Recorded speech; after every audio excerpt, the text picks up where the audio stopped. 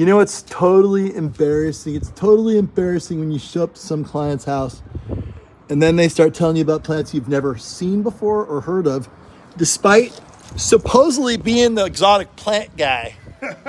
That just happened. Hey. That's Henry right there. Henry's got a really bitchin' garden with some Spanish style Gothic edging. I was really intrigued by the edging, Henry. Before we even get to the plants, what's up with that edging? I tiled my backyard, had leftover tile. And it's tile? Yeah. Oh. And honestly, you know, like for the price point of having someone else put it in, I get back there with a tile saw, just miter the edges, whatever. It's all good. It's bitchin', if I could man. borrow a term from when I was a kid in the 80s.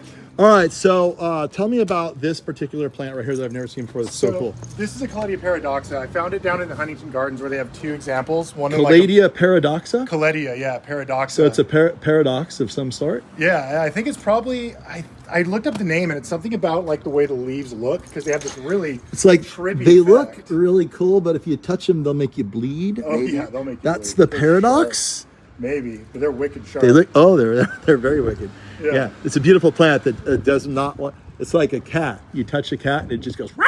It's for looking at only. It's a paradox. Yeah, the cat looks so soft flowers, and fuzzy. when they come out, there's actually a couple over here. It's got just a few flowers right now, real late season. Uh-huh. They smell like licorice vanilla, super Really? pretty little flowers. Look at the little flower. And again, if you get too close, you'll stab yourself in the eye. Totally not in, I don't know what's up with my camera right now, but it's really not behaving with focus.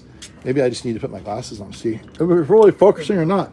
And okay, that's focused. I can tell. Yeah, that's quite something. So I'm supposed to get my nose in there without bleeding, and it's supposed to smell like licorice. You said Licorice vanilla, yeah. licorice vanilla without stepping on any plants.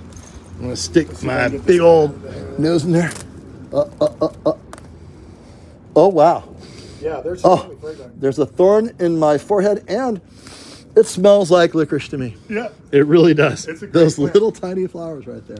Yeah. Look how low they have a So very it's still pungent settling in licorice out here smell. because it was like Bay Area is kind of touchy for it, but Uh-huh. yeah, I mean, like it looked like I knew it'd make it because it grows in southern Brazil on the big grasslands. It's like endangered there because the farmers clear it out because the cattle can't eat it basically, and it.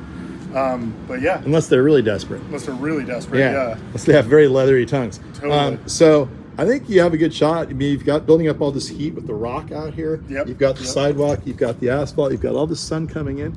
It's on the west side of the building, all this reflected light. Yep. I think you got a great shot. And of course, you got all your cute little accompaniment. What's this one?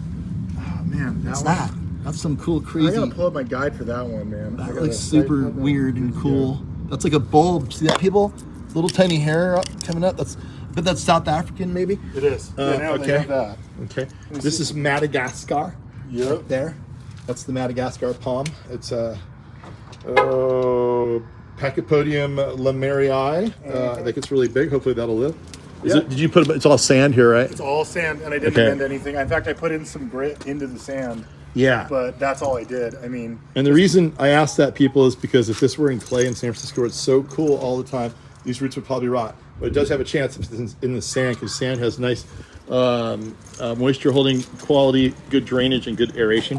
And we've taken some beautiful little Kentia palms from where? From some friend's backyard, man, or inside their house, actually. We were just dying in a pot, planted 4 together in a 15-inch pot. Split them up, stuck in the ground. What do you bet? You come back here in 75 years, mark your calendar, 75 years from today. That would be right before the new millennium. That would be the year 2099, right? Yeah, I think that's right. Is that right? Yeah. Come here in 2099. This is going to be a towering tree. It's going to be just getting up to the roof line. I'm going to mark my calendar. I plan on living that long. I'll be like 130 years old. So were they all together? They were a set, yeah. And you divided them up? I divided them, yeah. Right, that's cool. So you got 1, 2, 3, 4. It's going to be a full-on Kentia forest back here, and all kinds of cool other succulents. Let's talk about the real. Oh, look at this! You have an Alawadia. Yeah.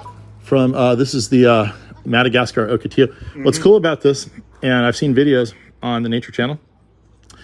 You know all the lemurs in Madagascar, right? There's a whole bunch of different species. There's one species, apparently, maybe it's a whole bunch, but certainly one that will literally jump. They're like acrobatic. They'll jump from Madagascar Ocotillo to Madagascar Ocotillo, despite them being so bouncy. land on them without hurting themselves, right here. And they will literally, their little tongues can reach in here and pull off these little tiny leaves and eat these. So I would say that if they can eat them, you could probably eat them. So just remember that. If there's a big apocalypse, you know, there's no food and all that. That's something you can eat, but you do have to get in there between the thorns to do it.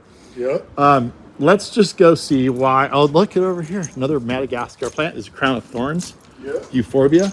Blooming, beautiful. How long has this plant been here? This has been here 2-3 years now. What I love about it in the Bay Area, leaves turn red and it barely grows. I mean, it just has these. But that's good though. You get it the size you want. Just keep it that way without doing. That's like, that means zero maintenance. I haven't pruned this plant in 2.5 years. That's That's awesome. just how it is. That's great. It loves all this heat reflection off the wall. Totally. That's why the walls are white. What a fun, what a fun small little area with all kinds of cool stuff. I mean, it even. So that's probably not even yours. Did you have influence up there? No, they planted that actually. Before Wait, was that? Do you call that plagiarism? Maybe I'm busted, man. It sure looks like they copied somebody down the street. Anyway, all right, let's just go see why we're here. I just dropped off a couple super cool palms. Don't forget, everybody, we sell potting soil too. And here we go. Here we go. They're just right back here right now. These, my friends, are Cactus Alexandria. I know they look a little roughed up. That's because they were transported all the way from SoCal and all that. But they're going to start growing back, and they're going to be so incredibly sexy with that big wide blade, silver coloration underneath, green on top. They're going to go live by the greenhouses over there. So we're going to put them. Completely green trunk with rings. Look at this cool backyard. So we're going where? We're going right there and right there. Oh, nice. Nice. Neighbors are going to love you. They already do. Yeah. The reason she has her window open is because your fountain on. She's like, I want to hear that fountain. Yeah, I hope so, man. Yeah. I hope so. You got your cool little greenhouse back here. Yeah. But there's, look at all the goodies. Yeah, man. Your Dudleas. Look at different kind of Dudleas. I see one Dudleya. I see two Dudleya. I see 3 different types of Dudleas. Those are all native to California. Cactus greenhouse, you know. Love the cactus greenhouse. Wow, you're living the dream. There's your tile. You just cut them in half. Yep, just cut them up. Look at this. Henry's living the dream. Look at this. Oh, this is really fun. You ever just come out here on a winter day and just like hang out here and like bring a 6-pack of beer and a little music? That's and what it's here for, man. just shut the door and you're like, I'm in Mexico. Yep, there you go. I set up something like this at my mom's house long ago for that very reason. I just literally go out there and hang out in it. It'd be Don't get those lift ups on camera. They're getting way too much water. Oh, well, look at that. That is called stenocarpus. You can smell it too. No, Stapelia. Yeah. I remember this one. I used to have this thing, and it was like a stinky thing. Yeah, you can smell it from here. Look at that. Look at that stinky That's thing. a nice bloom, though. I'll get in there. Oh, that's... That's wicked, I know. They should call that Stapelia instagagus. No kidding. Instant gag. Do you know the story on why they look like that? I'm sure you do. Well, I'm about to hear it, I think. So this looks like an open boil or a cyst in a rotting animal. So flies, their main pollinators, will land in here trying to get into that rotting, oozing hole. That's why when I have all these wounds on me, these flies are coming around. They're like, they're thinking like they want to get into my cyst. I had no idea. I'll have to camouflage my cyst. Look at this beautiful thing here. Ooh. Ooh. Ooh. All right, so you can spend all day here. The little cute little flower. You'd think I would know the name of every one of these things, but I do not. Some of them I do. I forget most of them. This thing's cool. Over years, it just gets bigger and bigger and bigger. This is a type of bromeliad. I forget the name of that, but there is a name for it. And then one of these things, I see these things at UC Berkeley Botanical Garden. You ever go there? Yeah, man. Beautiful garden. They got all that stuff. Beautiful garden. Do you know the name of that? It's like starts with a C, right? Yeah. That's Dioscorea elephantipes. Okay, another South African plant. Yeah. That's incredible. You can't even believe that's a plant. No, and you think it's dead half the year because it's got such a slow bloom rate. Then you got your, as if the greenhouse is not enough. You got your little chill spot, your sauna. That's great. Man, you're making the most of like just a few square feet. Hey, that's the dream. That's the goal. What I really like is the design on the floor. I really love. See it right now because I've been working all week. But yeah. So there it is. There's the semi-Gothic Spanish tile, and then these tiles here. How'd you get this idea? This is a beautiful. This is like one of the most beautiful curbs I've ever seen. I love the color contrast. I always like Moroccan tile. You know, I think it looks so good, but we just couldn't do the whole floor with it. So we thought, you know, you see these big walls of it in like grand gardens, and so we thought, well, let's just do our own little thing. Whole garden has got it right here. And where did you get this tile? This, I found it at a place in Sausalito. There's a tile company there, and I wish I could find the name so I could plug them, but I can't remember right now. Oh, what? Did you have to cut these, or they come like this? No, we had to cut them. We had to cut them all at 45s. And then you did the backside. Yeah, man. Do it right. I would have not done the back. I was gonna have plants that went over the edge like this. Nobody would know. Look at the detail, people. I gotta shake hands when shaking hands is due.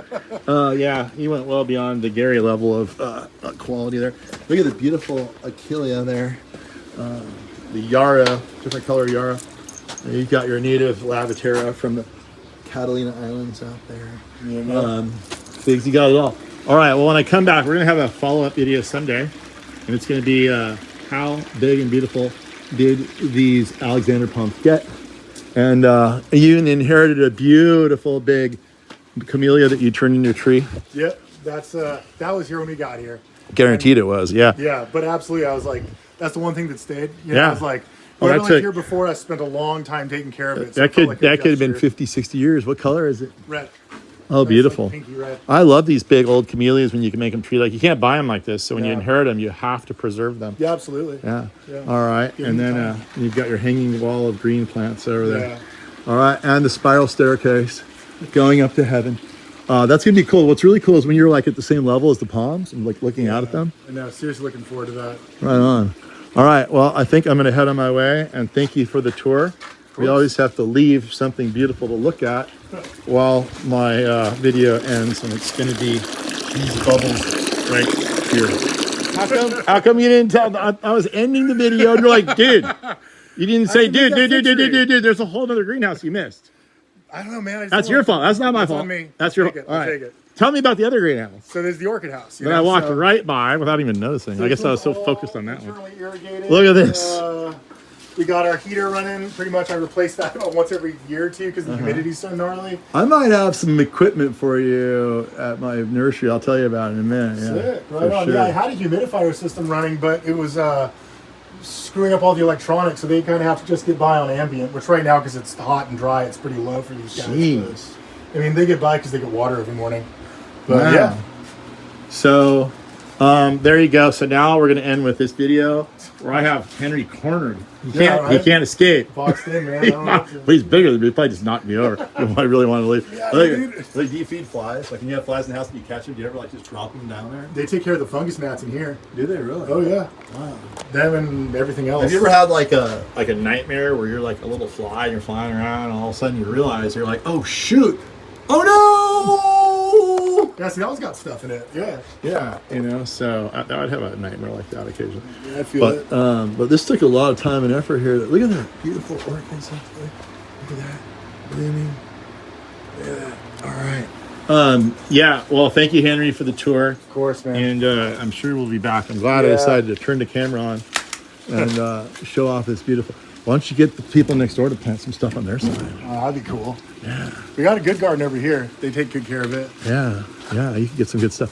You know, the Chamaedorea plumosa over there, it's this Chamaedorea that gets really narrow but really tall. And it'll take the sun and everything. Oh, that'd be cool. Yeah, if they have any planting space over there, tell them, hey, I'll let them know. half 50-50. So you'll even plant it. All right, there you go, right? Now, we're going to end this properly one more time in the beautiful fountain.